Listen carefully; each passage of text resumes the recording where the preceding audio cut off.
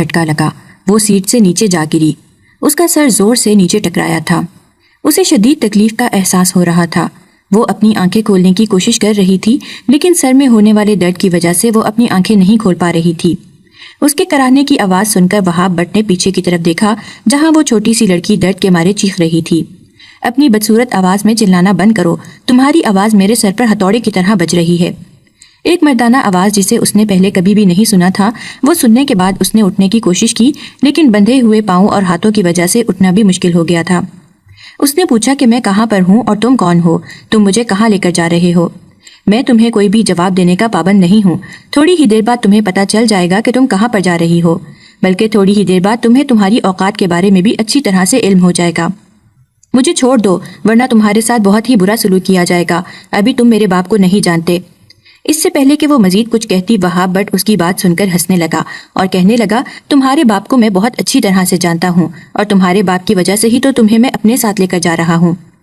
اب کی بار اسے اندازہ ہو گیا تھا کہ وہ اس وقت جس کی گاڑی میں بیٹھی ہوئی ہے وہ شخص کوئی اور نہیں بلکہ اس کے باپ کے دشمنوں میں سے ہی ایک دشمن ہے۔ وہ جانتی تھی اس کے باپ کے دشمن بہت خطرناک ہیں، اسی وجہ سے ہی ان لوگوں کو ہمیشہ ہی احتیاط کرنے کی ہدایت کی جاتی تھی۔ یہی وجہ تھی کہ وہ کبھی بھی یونیورسٹی نہیں جا پائی تھی، کیونکہ اس کے باپ کو ڈر لگتا تھا کہ اگر اس نے گھر سے باہر قدم نکالا تو دشمن اس چیز کا ناجائز فائدہ اٹھائیں گے۔ وہ اپنی اولاد کو کسی بھی طرح کی تکلیف پہنچنے نہیں دینا چاہتے تھے، انہوں نے اپنے بیٹے کو بھی اسی وجہ سے ملک سے باہر بھجوا دیا تھا۔ چند لوگوں کے علاوہ کسی کو بھی پتہ نہیں تھا کہ وہ اس وقت کون سے ملک میں پڑھائی کر رہا ہے۔ آج اس کی شادی کا دن تھا اور وہ تیار ہونے کے لیے پارلر گئی تھی، اس کے لیے بھی اس نے بہت ضد کی تھی۔ اس کا باپ اسے بھیجنے کے لیے راضی نہیں ہو رہا تھا، مگر اس نے اپنی اماں سے بات کی اور پھر اپنے بڑے بھائی کو بھی کہا تو نہ چاہتے ہوئے بھی انہوں نے اسے باہر جانے کی اجازت دے دی۔ چاندنی نے انہیں ایموشنل بلیک میل کیا تھا اور انہیں کہا تھا کہ میں بچپن سے ہی آپ کی بات مانتی آ رہی ہوں، آپ کی وجہ سے میں نے کبھی یونیورسٹی جانے کی ضد نہیں کی اور نہ ہی کبھی گھر سے باہر نکلنے کے لیے آپ سے لڑی۔ آج میری زندگی کا سب سے اہم دن ہے اور میں اس اہم دن اپنی مرضی کے پارلر سے تیار ہونا چاہتی ہوں، کم از کم مجھے اس بات کے لیے تو اجازت مل ہی سکتی ہے۔ ٹھیک ہے، میں تمہیں اجازت دے دیتا ہوں، لیکن تم اپنے ساتھ کچھ گارڈز کو بھی لے کر جاؤ گی۔ چاندنی نے جب اپنے بابا کی بات سنی تو انہیں کہہ دیا ٹھیک ہے، لیکن پھر جب وہ باہر نکلنے لگی تو اس نے اپنے گارڈز کو سختی سے منع کر دیا کہ اگر انہوں نے اس کے پیچھے جانے کی کوشش کی تو وہ ان کے بارے میں کوئی ایسی بات اپنے باپ کو بتا دے گی جس کے بعد انہیں نوکری سے نکال دیا جائے گا۔ یہ گارڈز کچھ دن پہلے ہی اس کے گھر میں آئے تھے، چاندنی اچھی طرح سے جانتی تھی کہ وہ ڈر جائیں گے، مگر ایسا کچھ بھی نہیں ہوا۔ ان گارڈز نے جا کر اس کے باپ کو ساری بات بالکل اسی طرح سے ہی بتائی جس طرح سے چاندنی نے انہیں کہی تھی۔ اس وقت بھی چاندنی کی اچھی خاصی عزت افزائی ہوئی، لیکن چونکہ اس کی شادی کے دن قریب تھے اسی وجہ سے اس کی ماں نے اسے بچا لیا اور پھر اسے سختی سے ڈانٹتے ہوئے کہا کہ دوبارہ کبھی بھی اس طرح کی غلطی کرنے کی کوشش مت کرنا، اس حویلی میں جو بھی شخص ہے وہ تمہارے باپ کے حکم کا پابند ہے، مت بھولو کہ تمہارا باپ ہر ایک چیز پر نظر رکھتا ہے اور اس نے ہر جگہ ہی جاسوس رکھے ہوئے ہیں۔ اس عزت افزائی کے بعد چاندنی بہت زیادہ محتاط ہو گئی تھی، لیکن جب اس کی شادی کا دن آیا تب اسے تھوڑی سی خواہش محسوس ہو رہی تھی کہ چلو اب اسے اس قید سے آزادی مل جائے گی۔ وہ دل ہی دل میں دعا کر رہی تھی کہ اس کا شوہر اس کی سوچ سے بھی زیادہ اچھا ہو، وہ اس کی قدر کرتا ہو، اس کی عزت کرتا ہو۔ دراصل چاندنی کو ہمیشہ سے ہی ایسے لوگ اپنی طرف اٹریکٹ کرتے تھے جو عورتوں کی عزت کرتے تھے۔ بچپن سے ہی وہ دیکھتی آ رہی تھی کہ اس کے باپ کا رویہ اس کی ماں کے ساتھ بہت ہی برا ہوتا تھا۔ اس کے باپ نے کبھی بھی اس کی ماں سے سیدھے منہ بات نہیں کی تھی، وہ جب بھی اپنی بیوی کو پکارتا تھا تو بہت ہی برے لہجے میں پکارتا تھا۔ یہ دیکھ کر چاندنی بہت زیادہ ڈر جاتی تھی۔ اس کے باپ نے اس کی بڑی بہن کی شادی بھی ایک ایسے لڑکے کے ساتھ کی تھی جو کہ شرابی تھا، وہ بھی اپنی بیوی کے ساتھ ویسا ہی سلوک کرتا تھا جیسے اس کا باپ اس کی ماں کے ساتھ کرتا تھا۔ اسے اپنے منگیتر سے ملنے کا بہت شوق تھا اور ابھی اس کی شادی میں تقریباً 3 دن باقی تھے۔ اس نے اپنی بڑی بہن سے کہا کہ وہ ایک بار اپنے منگیتر سے بات کرنا چاہتی ہے۔ سارا اس کی بات سن کر پریشان ہو گئی اور اسے کہنے لگی، تم ہوش میں تو ہو؟ تمہیں پتہ بھی ہے کہ اگر ابا جان کو اس بارے میں پتہ چلا تو بہت بڑا مسئلہ کھڑا ہو جائے گا۔ اس نے نفی میں سر ہلایا اور اسے کہا کہ ابا کو کوئی اس بارے میں نہیں بتا رہا، لیکن اگر تمہارے منگیتر نے ابا جان کو بتا دیا تو تمہیں اندازہ بھی ہے کہ وہ تمہارے ساتھ کتنا برا سلوک کریں گے۔ ارے باجی، میں یہی پتہ لگانے کے لیے تو اس سے بات کرنا چاہتی ہوں، میں دیکھنا چاہتی ہوں کہ وہ کس طرح کا انسان ہے، کیا وہ بھی ابا کی طرح ہی ہے اور آپ کے شوہر کی طرح ہی ظالم ہے یا پھر وہ ایک اچھا انسان ہے۔ سارا کے چہرے پر زخمی مسکراہٹ پھیل گئی۔ سارا نے اسے کہا کہ فرض کرو تمہیں پتہ چل بھی جاتا ہے کہ وہ بالکل بھی اچھا انسان نہیں ہے تو تم کیا کرو گی؟ کیا تم اس سے یہ شادی توڑ دو گی؟ نہیں، بالکل بھی نہیں، تم ایسا کچھ بھی نہیں کر سکتی، تمہارے ہاتھ میں کچھ بھی نہیں ہے۔ اگر مجھے پتہ چل جاتا ہے کہ وہ برا انسان ہے تو میں اپنے ابا جان سے بات کروں گی اور انہیں منانے کی کوشش کروں گی۔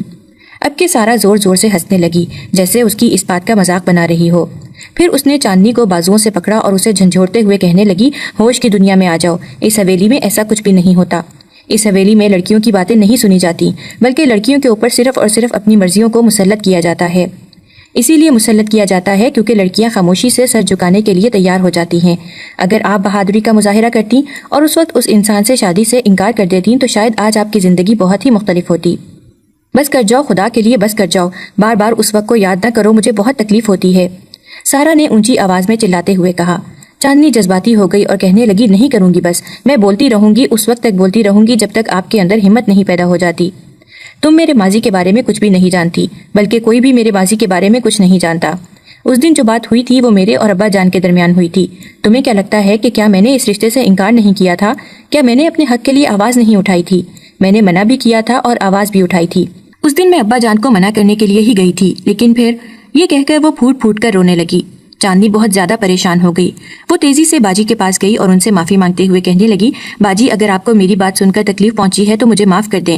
میرا مقصد آپ کو تکلیف پہنچانا نہیں تھا، بلکہ میں تو صرف یہ چاہ رہی تھی کہ آپ اس جہنم سے باہر نکل جائیں۔ میں اس جہنم سے باہر نہیں نکل سکتی چاندنی، کیونکہ اس جہنم میں داخل کرنے والا شخص کوئی اور نہیں بلکہ میرا باپ ہی ہے۔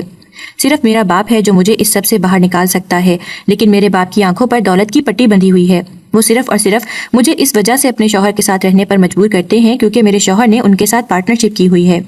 بابا کو ڈر لگتا ہے کہ اگر یہ پارٹنرشپ ختم ہو گئی تو ان کی بہت بڑی رقم ضائع ہو جائے گی۔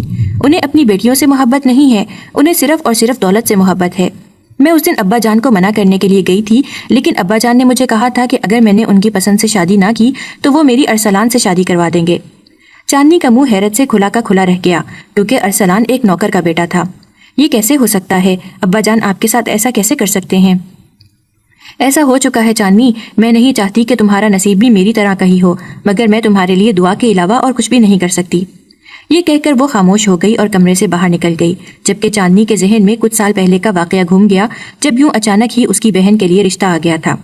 اس کے ابا بہت پرجوش تھے، لیکن اس کی بہن راضی نہیں تھی کیونکہ وہ ایک بار لڑکے سے مل چکی تھی اور اس لڑکے نے اس کی بہن کے ساتھ زبردستی کرنے کی کوشش کی تھی، لیکن سارا کی قسمت اچھی تھی جو وہ بچ گئی تھی۔ سارا بہت زیادہ خوفزدہ ہو گئی تھی۔ اس نے چاندنی کو آ کر یہ بات کہی تو چاندنی نے اسے ابا کے پاس بھیجا تھا اور کہا تھا کہ ابا کو جا کر انکار کر دو۔ جب سارا واپس آئی تو اس کے چہرے کے تاثرات بالکل سپاٹ تھے، کسی بھی قسم کی نرمی موجود نہیں تھی۔ اس نے چاندنی کو دو ٹوک انداز میں کہا کہ میں اس شادی سے انکار نہیں کروں گی، بہتر یہی ہے کہ تم بھی فضول باتیں کرنا چھوڑ دو اور آج کے بعد دوبارہ میرے سامنے کبھی بھی میرے شوہر کو برے الفاظ میں یاد نہیں کرنا۔ چاندنی اس کی یہ باتیں سن کر بہت زیادہ حیران ہوئی تھی۔ وہ کافی دیر تک ان کوششوں میں لگی رہی کہ سارا اسے کچھ بتا دے، لیکن سارا نے اپنے منہ سے ایک لفظ بھی ادا نہیں کیا اور پھر خاموشی سے چند دنوں کے بعد رخصت ہو کر یہاں سے ہمیشہ ہمیشہ کے لیے چلی گئی۔ کچھ مہینے تو بہت ہی اطمینان سے گزر گئے۔ اس دوران سارا نے کسی کو بھی کچھ نہیں بتایا تھا۔ ایک دن چاندنی کمرے کے اندر اچانک ہی داخل ہو گئی۔ اس وقت سارا کپڑے پہن رہی تھی۔ اچانک ہی چاندنی کی نظر اس کی کمر پر پڑی۔ اس کی کمر کی حالت کو دیکھ کر اس نے زور سے چیخ ماری۔ چیخ کی آواز سن کر اس کی ماں بھی کمرے کے اندر داخل ہو گئی اور پھر ان دونوں کے لاکھ کہنے پر سارا نے اپنی کمر ماں بہن کو دکھائی۔ عالیہ بیگم کی آنکھوں سے تیزی سے آنسو بہ رہے تھے۔ وہ سوچ بھی نہیں سکتی تھیں کہ ان کا داماد ان کی بیٹی پر اتنا ظلم کر سکتا ہے۔ چاندنی نے اپنی اماں کو بتایا کہ وہ شراب کا عادی ہے، روز وہ شراب پی کر آتا ہے اور مجھے مارتا ہے۔ صبح اٹھ کر وہ یہ بات بالکل بھول جاتا ہے اور یوں برتاؤ کرنے لگتا ہے جیسے میں اس کے لیے بہت اہم ہوں۔ اس دن سارا کھل کر روئی تھی اور پھر چند سالوں کے بعد جب چاندنی کے لیے رشتہ آیا تو سارا نے سب سے پہلے اپنے ابا سے جا کر یہ بات کی۔ اس کے باپ نے اسے ڈانٹ کر خاموش کروا دیا اور اسے کہنے لگا کہ اگر تم نے میرے سامنے زبان چلانے کی کوشش کی تو میں تمہارے شوہر کو کہہ کر تمہیں طلاق دلوا دوں گا۔ صرف یہی نہیں بلکہ تمہیں اپنے گھر میں بھی داخل نہیں ہونے دوں گا، پھر ساری زندگی سڑکوں پر در بدر پھرتی رہنا۔ اپنے باپ کی باتیں سن کر اسے بہت دکھ ہوا تھا۔ وہ کافی دنوں تک یہی سوچتی رہی تھی کہ آخر ایسا کون سا باپ ہے جو اپنی بیٹیوں کے ساتھ اس طرح کی باتیں کرتا ہے، جو اپنی بیٹیوں کے گھر خود ہی توڑنے کی دھمکیاں دیتا ہے۔ وہ بہت زیادہ پریشان ہو گئی تھی۔ جس طرح کا اس کے باپ کا رویہ تھا اسے شک ہو رہا تھا کہ وہ چاندنی کے ساتھ بھی وہی سب کچھ کرنے والے ہیں جو کچھ اس کے ساتھ ہوا تھا۔ اب اس نے اپنی نمازوں کو مزید لمبا کر دیا تھا۔ ہر نماز کے بعد وہ اللہ کے حضور گڑ گڑا کر چاندنی کے لیے دعا کرتی تھی کہ چاندنی ان سب چیزوں سے بچ جائے۔ وہ جانتی تھی کہ چاندنی بہت معصوم ہے اور وہ چالاکیاں بالکل بھی نہیں جانتی۔ اگر وہ کسی ایسے انسان کے ہتھے چڑھ گئی جو اس کی قدر کرنا نہ جانتا ہوا تو چاندنی بہت بری طرح سے ٹوٹ جائے گی۔ وہ اپنی بہن کو ٹوٹتا ہوا نہیں دیکھنا چاہتی تھی۔ دوسری طرف چاندنی نے اپنی امی کے موبائل سے اس انسان کا نمبر نکال لیا۔ اس انسان کا نام تو وہ جانتی ہی تھی، اس کا نام سکندر شاہ تھا۔ چاندنی کو اپنی ماں سے ہی اس کے بارے میں پتا چلا تھا کہ وہ بہت ہی لائق اور قابل انسان تھا۔ چاندنی کو یہ بھی ابھی پتا چلا تھا کہ اس نے اپنی زندگی کے 7 سال ملک سے باہر گزارے تھے۔ یہ سوچ کر چاندنی کے ذہن میں ہزاروں طرح کے وسوسے جنم لینے لگے تھے کہ نہ جانے اس کی وہاں پر کتنی لڑکیوں کے ساتھ دوستی رہی ہوگی اور نہ جانے کتنی لڑکیوں کے ساتھ اس نے وقت گزارا ہوگا۔ امیر زادوں کے بارے میں یہ بات تو وہ بھی اچھی طرح سے جانتی تھی کہ وہ حسن کے دیوانے ہوتے ہیں اور حسن کو حاصل کرنے کے لیے وہ کسی بھی حد سے گزر جاتے ہیں۔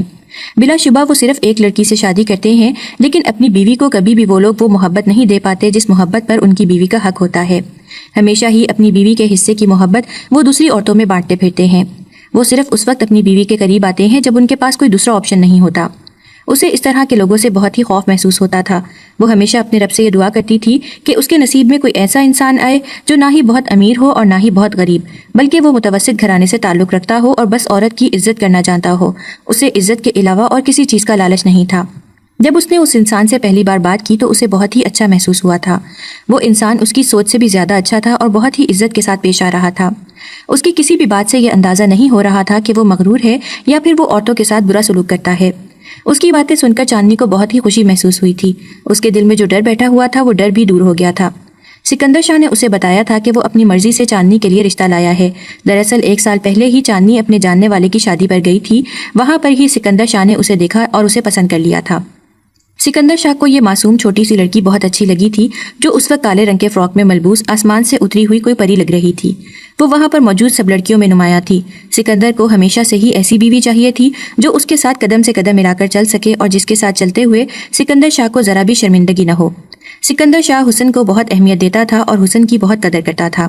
چاندنی سے بھی وہ اسی وجہ سے ہی شادی کر رہا تھا کیونکہ چاندنی حسن کی دولت سے مالا مال تھی، مگر چاندنی اس بات سے بالکل انجان تھی۔ وہ یہ سمجھ رہی تھی کہ وہ انسان اس کی اچھی سیرت کی وجہ سے اسے اپنا رہا ہے، کیونکہ وہ جب بھی کسی انسان میں کوئی چیز دیکھتی تھی تو وہ سیرت ہی تھی جو چاندنی کو اپنی طرف متوجہ کرتی تھی۔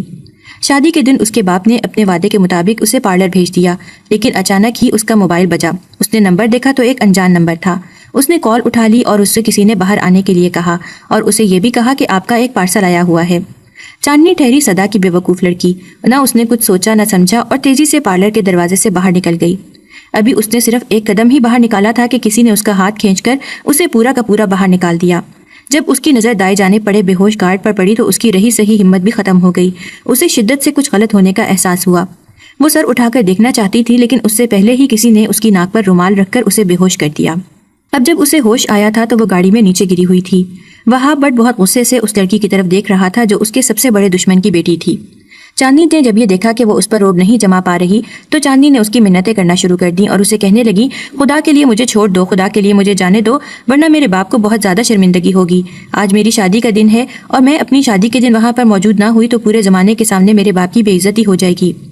وہ لڑکا مسکرانے لگا اور کہنے لگا کہ مجھے اس چیز کی بالکل بھی فکر نہیں ہے، میں تو تمہیں اپنے ساتھ اس وجہ سے لایا ہوں کیونکہ میں تم سے تمہارے باپ کا بدلہ لینا چاہتا ہوں۔ تم مجھ پر ظلم کر کے صرف اور صرف اپنی آخرت ہی خراب کرو گے، چاندنی نے اب کی بار چلاتے ہوئے کہا۔ آخرت تو تمہارا باپ اپنی خراب کر چکا ہے۔ اگر تمہیں اپنے باپ کی حرکتوں کے بارے میں علم ہو جائے تو میں یقین سے کہتا ہوں کہ تم کبھی بھی اسے اپنا باپ کہنا پسند نہیں کرو گی، بلکہ تم اس کے سائے سے بھی پناہ مانگنا شروع کر دو گی۔ آخر میرے باپ نے ایسا کیا کیا ہے؟ اس کی بات سن کر وہاب بٹ کے چہرے پر ایک زخمی سی مسکراہٹ پھیل گئی۔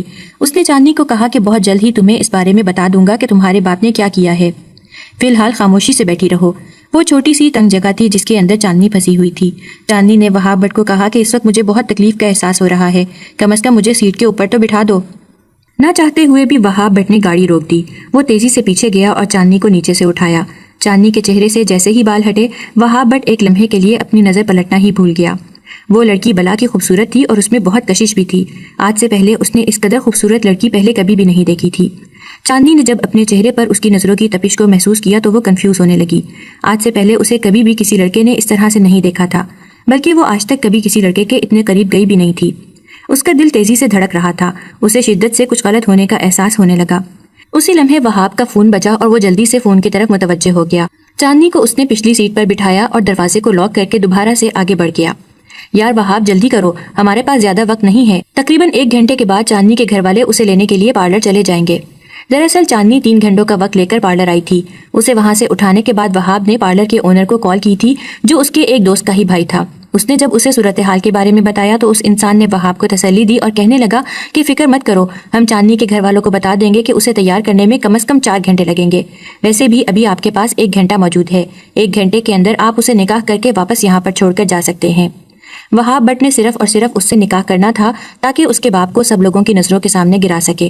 وہ جانتا تھا کہ چاندنی کبھی بھی نکاح کے اوپر نکاح نہیں کرے گی۔ وہ صرف اور صرف یہ دیکھنا چاہتا تھا کہ کیسے وہ اپنے باپ کا سر سب لوگوں کے سامنے شرمندگی سے جھکاتی ہے۔ تقریباً 5 منٹ کے بعد وہ ایک مسجد کے سامنے گاڑی روک کر جلدی سے چاندنی کو اپنے ساتھ لے کر مسجد کے اندر داخل ہو گیا، جہاں پر اس کے پہلے سے ہی کچھ دوست موجود تھے۔ اس نے اپنے دوست کے ایک بیوی سے چادر لی اور وہ چاندنی کے سر کے اوپر رکھ دی۔ اس سے پہلے کہ چاندنی نکاح کرنے سے انکار کرتی، وہاب اس کے کانوں میں غرایا کہ اگر تم نے اس نکاح سے انکار کرنے کی کوشش کی تو یاد رکھنا کہ تمہارے باپ کو ہمیشہ ہمیشہ کے لیے ختم کر دوں گا۔ تم بہت اچھے طریقے سے جانتی ہو کہ میرے لیے کچھ بھی ناممکن نہیں ہے۔ اگر تم یہ چاہتی ہو کہ تمہارا باپ اس دنیا سے چلا جائے تو تم اس نکاح سے انکار کر دو۔ چاندنی اسے کہنے لگی کہ میں تمہاری اس طرح کی دھمکیوں سے نہیں ڈرتی، کیونکہ مجھے پتا ہے تم میرے باپ کا کچھ بھی نہیں بگاڑ سکتے۔ اگر واقعی تم میرے باپ کو کوئی نقصان پہنچا سکتے تو تم صرف انہیں ہی نقصان پہنچاتے۔ تم ڈرپوک تھے، اسی وجہ سے تم نے میرا سہارا لیا، لیکن میں بھی کبھی تمہارے جال میں نہیں پھنسوں گی۔ اس سے پہلے کہ وہ مزید کچھ کہتی، وہاب ہنسنے لگا اور کہنے لگا، ٹھیک ہے، تو پھر تمہارا اپنے بھائی کے بارے میں کیا خیال ہے جو اس وقت اٹلی میں بیٹھا ہوا ہے اور لاء کی تعلیم حاصل کر رہا ہے؟ اب کی بار چاندنی کو لگا کہ کسی نے اس کا دل اپنے ہاتھوں میں پکڑ کر اسے زور زور سے مسلا ہو۔ چاندنی سوچ بھی نہیں سکتی تھی کہ اسے اس کے بھائی کے بارے میں علم ہو سکتا ہے۔ چاندنی چیخ اٹھی اور اسے کہنے لگی، خبردار، جو تم نے میرے بھائی کو کوئی بھی تکلیف پہنچائی، میرے بھائی کو کوئی بھی تکلیف پہنچانے کی کوشش مت کرنا۔ وہاب بٹ عجیب سے انداز میں مسکرایا اور اسے کہا، میں تمہارے بھائی کو کوئی تکلیف نہیں پہنچاؤں گا، لیکن اس کے لیے تمہیں میری بات ماننی ہوگی۔ خاموشی سے میرے ساتھ نکاح کر لو، ورنہ پھر اپنے بھائی کو ہمیشہ ہمیشہ کے لیے بھول جاؤ۔ اگر تم یہاں سے بچ کر نکل بھی گئی تو سوچو، جب تمہارے باپ کو یہ پتا چلے گا کہ اس کا بیٹا صرف اور صرف تمہاری وجہ سے اس دنیا سے گیا ہے تو وہ تمہیں بھی نہیں چھوڑے گا۔ چاندنی عجیب سی الجھن میں پھنس گئی تھی، اسے سمجھ نہیں لگ رہی تھی کہ وہ کیا کرے۔ پھر نہ چاہتے ہوئے بھی وہ نکاح کرنے کے لیے راضی ہو گئی۔ اس کی آنکھوں سے تیزی سے آنسو بہ رہے تھے اور وہ اپنے رب سے عزت کے بچ جانے کی دعائیں کر رہی تھی۔ نکاح کے فوراً بعد ہی اس انسان نے چاندنی کا بازو پکڑا اور اسے گھسیٹتے ہوئے دوبارہ سے پارلر چھوڑ آیا۔ چاندنی کو بہت ہی سادگی سے تیار کیا گیا تھا، کیونکہ اب وقت زیادہ نہیں بچا تھا اور گارڈز مسلسل ضد کر رہے تھے۔ اب تو چاندنی کے گھر سے بھی فون آنے لگے تھے۔ جب چاندنی واپس پہنچی تو سب اس کی شکل کو دیکھ کر حیران رہ گئے۔ عورتیں باتیں بنانے لگیں کہ 4 گھنٹے پارلر میں گزار کر آئی ہے، لگتا ہے کہ صرف وہاں پر اپنا وقت ضائع کرنے کے لیے گئی تھی۔ اس سے تو اچھا تھا کہ گھر میں ہی کسی لڑکی سے اچھا سا تیار ہو جاتی۔ چاندنی ان کی باتیں نہیں سن رہی تھی۔ اس کے دماغ میں تو صرف اور صرف اس وقت وہ 3 لفظ گونج رہے تھے جو وہ پہلے ہی بول چکی تھی اور کسی اور کی زندگی میں شامل ہو چکی تھی۔ اسے سمجھ نہیں آ رہا تھا کہ وہ اس بارے میں کس کو بتائے یا کس سے مدد مانگے۔ وہ جانتی تھی کہ اگر اس نے سارا کو بتایا تو سارا بہت واویلا مچائے گی۔ سارا حد سے زیادہ جذباتی لڑکی تھی، اسے پریشانی میں سمجھ نہیں لگتی تھی کہ وہ کیا کر رہی ہے یا کیا بول رہی ہے، اور اپنی ماں کو بھی بتانے کا وہ رسک نہیں لے سکتی تھی، کیونکہ اس کی ماں کی طبیعت ان دنوں بہت زیادہ خراب رہتی تھی۔ وہ نہیں چاہتی تھی کہ اس کی وجہ سے اس کی ماں کی طبیعت مزید خراب ہو جائے۔ تھوڑی ہی دیر بعد شور اٹھا کہ بارات آ گئی ہے، بارات آ گئی ہے۔ اس کی آنکھوں سے تیزی سے آنسو بہنے لگے۔ سارا نے اسے ڈانٹا اور کہنے لگی، پہلے ہی ہلکا سا میک اپ کر کے آئی ہو، اب کیا رو کر یہ میک اپ بھی اتار دو گی؟ جلدی سے خاموش ہو جاؤ۔ یہاں پر تم نے بہت اچھا وقت نہیں گزارا جو یہاں سے جانے پر اتنا زیادہ رونا ڈالا ہوا ہے۔ اب مجھے تمہارے یہ آنسو دکھائی نہ دے، ورنہ مجھ سے برا کوئی بھی نہیں ہوگا۔ سارا انتہائی فکر مندی سے اس کے انتہائی سادہ چہرے کو دیکھ رہی تھی۔ کہیں سے بھی نہیں لگ رہا تھا کہ وہ دلہن ہے۔ اسے چاندنی پر غصہ آ رہا تھا، اور سب سے زیادہ غصہ تو اسے خود پر آ رہا تھا کہ وہ چاندنی کے ساتھ پارلر کیوں نہیں گئی۔ اگر وہ چلی جاتی تو چاندنی کو اپنی موجودگی میں بہت اچھے طریقے سے تیار کرواتی، لیکن خیر اب پانی سر سے گزر چکا تھا اور اب وقت بھی باقی نہیں بچا تھا۔ اسی وجہ سے یہ سب قبول کرنے کے علاوہ دوسرا کوئی چارہ بھی نہیں تھا۔ وہاب بٹ بے چینی سے اپنے کمرے میں چکر کاٹ رہا تھا۔ قریب ہی اس کا بھائی بیٹھا ہوا تھا جو اس سے ڈانٹ رہا تھا۔ کامران بٹ نے اسے کہا تھا کہ تمہیں اس لڑکی کو واپس اس کے گھر والوں کے پاس نہیں چھوڑنا چاہیے تھا، یا تو تم اس لڑکی کو اپنے ساتھ لے کر چلے آتے یا پھر اس کی شادی پر جا کر اسے وہاں سے اٹھا کر لاتے۔ تم نے اس لڑکی کو واپس اس کے گھر بھیج کر بہت بڑی غلطی کر دی ہے۔ تم بہت اچھی طرح سے جانتے ہو کہ وہ انسان بہت ہی بے غیرت ہے، اس کی اولاد بھی بے غیرت ہی ہوگی۔ اگر وہ لڑکی اس شخص کے ساتھ چلی گئی اور اس نے تمہارے نکاح کی پرواہ نہ کی تو سوچو، نہ صرف تمہیں گناہ ملے گا بلکہ اس کے ساتھ ساتھ تمہاری کیا عزت رہ جائے گی۔ تمہاری بیوی کسی اور کے ساتھ سو رہی ہے اور کسی اور کے ساتھ زندگی گزار رہی ہے۔ کامران بٹ نے وہاب بٹ کی عزت پر وار کیا تھا اور وہاب بٹ اسی وقت ہی جذباتی ہو گیا۔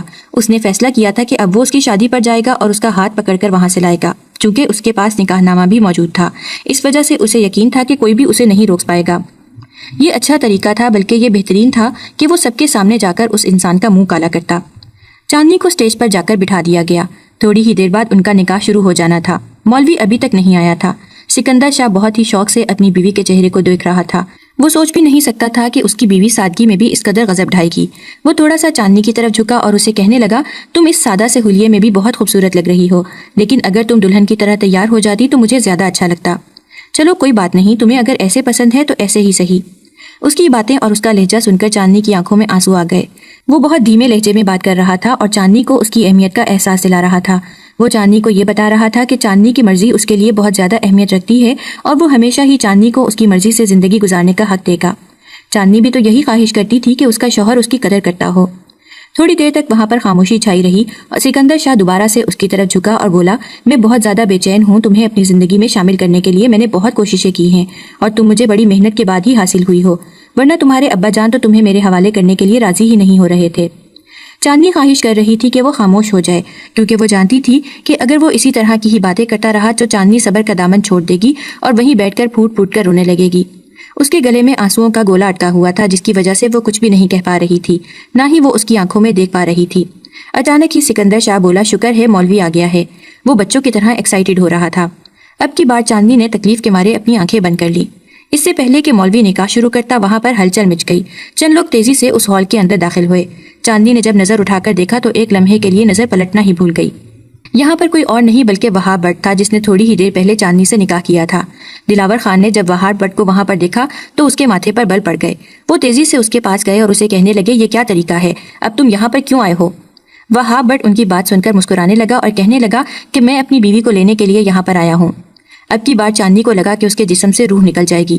دلاور خان حیران ہو گئے اور سوالیہ نظروں سے وہاب بٹ کی طرف دیکھنے لگے، پھر وہ اس پر چلائے اور بولے کہ یہ کیا بکواس ہے، تمہاری بیوی کا یہاں پر کوئی کام نہیں ہے، جلدی سے یہاں سے نکلو۔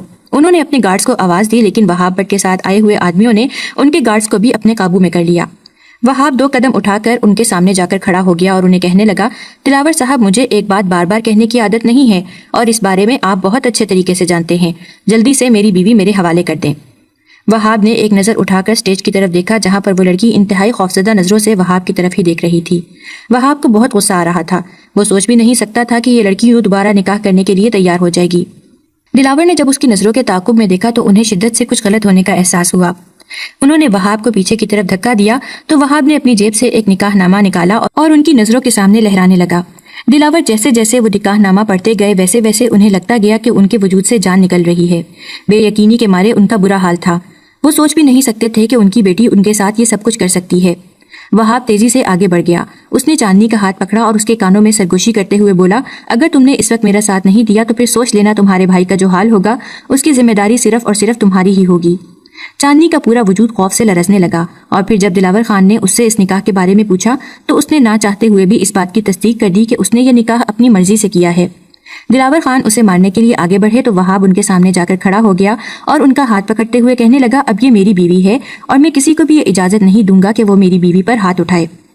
وہ سب لوگوں کے سامنے دلاور خان کی بیٹی کا ہاتھ پکڑ کر اسے لے کر باہر آ گیا۔ سارا ایک کونے میں کھڑی مسکرا رہی تھی۔ اس کی خوشی کی کوئی انتہا نہیں تھی۔ اس نے اپنی بہن کے لیے جو دعا کی تھی وہ دعا پوری ہو گئی تھی۔ اسے یقین تھا کہ وہاب اس کے لیے بہت ہی اچھا شوہر ثابت ہوگا۔ اس نے ایک نفرت بھری نظر سکندر شاہ پر ڈالی جو بہت ہی غصے سے دلاور خان کی طرف ہی دیکھ رہا تھا۔ سکندر شاہ کے بارے میں اس نے اپنے شوہر سے پوچھا تھا تو اس کا شوہر ہنس پڑا تھا اور سارا کو کہا تھا کہ تمہیں میں کیسا لگتا ہوں۔ سارا کے منہ سے بے ساختہ نکلا تھا کہ آپ مجھے بہت برے لگتے ہیں۔ اس کا شوہر دوبارہ سے بے غیرتوں کی طرح ہنسا تھا اور پھر اس نے اسے بتایا تھا کہ سکندر شاہ مجھ سے بھی 2 ہاتھ آگے ہے، سوچو پھر تمہاری بہن کا کیا حال ہوگا۔ سارا اسی وجہ سے ہی بہت زیادہ ڈر گئی تھی، مگر اب جب اس نے اپنی بہن کو وہاب کے ساتھ جاتے ہوئے دیکھا تو اس کا یہ ڈر بھی ختم ہو گیا۔ وہاب اسے گھسیٹتے ہوئے کمرے کے اندر لے کر گیا اور اسے کہا کہ تم کیا سوچ کر اس نکاح کے لیے تیار ہو گئی تھی۔ چاندنی اس کی بات سن کر تڑپ اٹھی اور اسے کہنے لگی، آپ مجھ سے کس بات کی امید رکھ رہے تھے کہ میں کیا کرتی؟ وہاب کا بس نہیں چل رہا تھا کہ وہ اس لڑکی کا حشر نشر کر دے، مگر وہ عورتوں پر ہاتھ نہیں اٹھاتا تھا۔ وہاب نے اپنا سر دونوں ہاتھوں میں گرا دیا اور اسے کہنے لگا کہ تمہیں میں صرف اور صرف بدلہ پورا کرنے کے لیے یہاں پر لایا ہوں، تم مجھ سے کوئی بھی امید نہ رکھنا۔ تمہارے باپ نے بہت پہلے ہی میری ماں کی عزت کو بھی اسی طرح سے ہی خراب کیا تھا۔ وہ تو میرا باپ اچھا تھا جس نے میری ماں کو قبول کر لیا تھا۔ میں نے تمہاری عزت خراب نہیں کی اور نہ ہی میں کبھی خراب کروں گا۔ میں صرف اور صرف تمہارے باپ کو سبق سکھانا چاہتا تھا اور ساری دنیا کے سامنے اسے ذلیل اور رسوا کرنا چاہتا تھا۔ صرف یہی نہیں، تم دیکھو کہ ابھی میں تمہارے باپ کی غیر قانونی سرگرمیوں کی وجہ سے اسے کیسے جیل بھی بھیجتا ہوں۔ جب چاندنی کو اپنے باپ کی حقیقت کا پتہ چلا تو اسے بہت شرمندگی ہو رہی تھی۔ شام کا وقت تھا، وہ اپنے کمرے میں بیٹھی ہوئی تھی جب وہاب اس کے پاس گیا اور اسے کہا، تمہاری بہن کی کال آئی ہے، وہ تم سے بات کرنا چاہتی ہے۔ وہاب اس سے بہت ہی نرم لہجے میں بات کر رہا تھا۔ وہاب جانتا تھا کہ اس سب میں اس لڑکی کا کوئی قصور نہیں ہے، اسی وجہ سے وہ اسے کوئی بھی تکلیف نہیں دینا چاہتا تھا۔ وہ یہ چاہتا تھا کہ جب تک چاندنی یہاں پر ہے تب تک وہ اس کا خیال رکھے۔ اسے سارا کی مسکراتے ہوئے آواز سنائی دی۔ اس نے سارا کو کہا کہ تم نے یہ نمبر کہاں سے لیا؟ سارا نے کہا کہ تم اس چیز کو چھوڑو، میں بس تمہیں مبارکباد دینا چاہتی ہوں کہ تمہاری ایک جہنم بھری زندگی سے جان چھوٹ گئی ہے۔ پھر جب سکندر شاہ کی حقیقت کے بارے میں چاندنی کو پتہ چلا تو چاندنی کو بہت دکھ ہوا۔ اس سے بھی زیادہ دکھ چاندنی کو اس بات کا ہو رہا تھا کہ یہ بھی انسان اسے چھوڑ دے گا۔ دن تیزی سے گزرتے چلے جا رہے تھے۔ وہاب نہ چاہتے ہوئے بھی چاندنی کی ذات میں دلچسپی لینے لگا تھا۔ دراصل چاندنی میں ایک عجیب سی کشش تھی جو وہاب کو اس کی طرف کھینچتی تھی۔ شاید یہ سب کچھ نکاح کی وجہ سے تھا۔ اور پھر ایک دن وہاب نے چاندنی کو جائے نماز پر بیٹھ کر روتے ہوئے دیکھا تھا۔ چاندنی رو رو کر اپنے رب سے فریاد کر رہی تھی کہ اللہ تعالیٰ میری زندگی سے وہاب کو کبھی بھی مت نکالیے گا۔ اب وہاب کے دل میں میرے لیے محبت ڈال دیں، کیونکہ میں ہمیشہ وہاب جیسا شوہر ہی چاہتی تھی۔ اب جب آپ نے مجھے ایسا شوہر عطا کر دیا ہے تو اس کے ساتھ میری زندگی کا سفر بھی لمبا کر دیں۔ وہاب بھی اپنے دل کی بدلتی ہوئی حالت کو کافی دنوں سے محسوس کر رہا تھا، اور جب چاندنی کے منہ سے اس نے یہ اظہار سنا تو اس کا دل خوشی کے مارے اچھلنے لگا۔ مگر اس نے اپنے دل سے یہ بھی وعدہ کیا ہوا تھا کہ وہ اس وقت تک چاندنی کے قریب نہیں جائے گا جب تک کہ اس کا باپ جیل میں نہیں چلا جاتا۔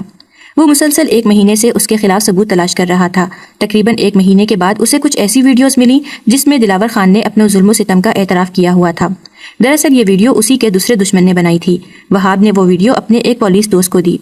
اس کا وہ پولیس دوست ایک بہت ہی بڑے خاندان سے تعلق رکھتا تھا اور اس کے خاندان کے افراد بڑی بڑی پوسٹوں پر فائز تھے، جس کی وجہ سے دلاور خان کو بھی جیل کی سلاخوں کی ہوا کھانی پڑی۔ دلاور کو لگ رہا تھا کہ وہ اپنے اثر و رسوخ کو استعمال کر کے بہت جلد باہر نکل آئے گا۔ چند ہی عرصے کے بعد اس پر یہ مقدمہ بھی ثابت ہو گیا کہ اس نے ایک انسان کی جان لی ہوئی تھی، جس کے بعد وہ ہمیشہ ہمیشہ کے لیے جیل چلا گیا۔ اس کے جانے کے بعد پیچھے حویلی کے حالات بہت اچھے ہو گئے تھے۔ دراصل دلاور خان کے سارے ہی بچے بہت اچھے اور نیک تھے۔ اب دلاور خان کا بڑا بیٹا دوسروں کے ساتھ بہت اچھا سلوک کرتا تھا اور اس نے سارے برے کام بھی چھوڑ دیے تھے۔ پہلے بھی وہ یہ کام اپنے باپ کی وجہ سے ہی کرتا تھا۔ دلاور خان کا چھوٹا بیٹا بھی اپنے ملک واپس آ گیا تھا۔ اپنے خاندان والوں کے بیچ آ کر اسے بہت ہی خوشی محسوس ہو رہی تھی۔ چاندنی کو بھی وہاب نے قبول کر لیا تھا۔ جہاں تک سارا کا سوال تھا تو سارا نے بھی اب اپنے شوہر سے طلاق لے لی تھی، کیونکہ وہ ایک ایسا گھٹیا انسان تھا جس کے ساتھ سارا اپنی